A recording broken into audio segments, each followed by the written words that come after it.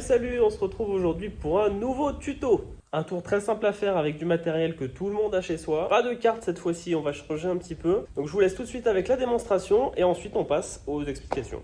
L'effet du tour est assez simple, tout ce dont vous avez besoin, c'est d'un cure-dent. Vous prenez le cure-dent, vous faites 1, 2, 3 et le cure-dent disparaît. Par contre, si vous faites 1, 2, hop, vous pouvez le faire revenir. Vous pouvez même, si vous voulez, hop, le téléporter d'une main à l'autre. Un cure-dent à gauche, un cure-dent à droite. Pour ce tour, vous avez besoin d'un cure-dent si vous avez envie de faire juste l'effet d'apparition ou de disparition, et d'un deuxième si vous voulez faire l'effet de téléportation d'une main à l'autre. Vous avez également besoin de scotch, tout petit bout de scotch, que vous venez accrocher comme ça sur le bout du cure-dent, et ensuite vous venez scotcher ça à l'arrière de votre pouce, juste là, dans ce sens-là. Donc je vais essayer de le faire proprement face à la caméra pour que vous voyez bien.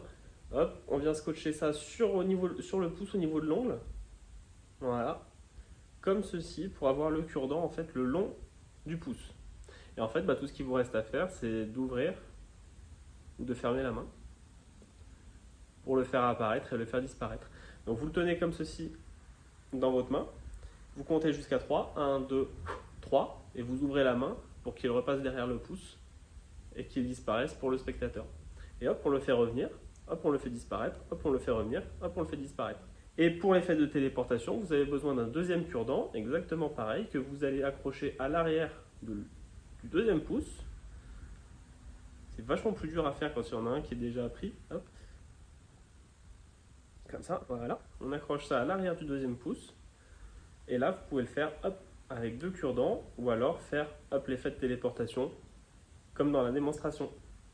Et ben voilà, aujourd'hui c'était un petit tuto rapide, simple, efficace, avec du matériel que tu as chez toi directement. Entraîne-toi quand même à le faire très rapidement devant une glace avant de le faire directement devant du public, parce qu'il faut calculer les angles de vue ou quoi, s'il y a des gens qui sont un peu sur les côtés, ils peuvent voir derrière les pouces, etc.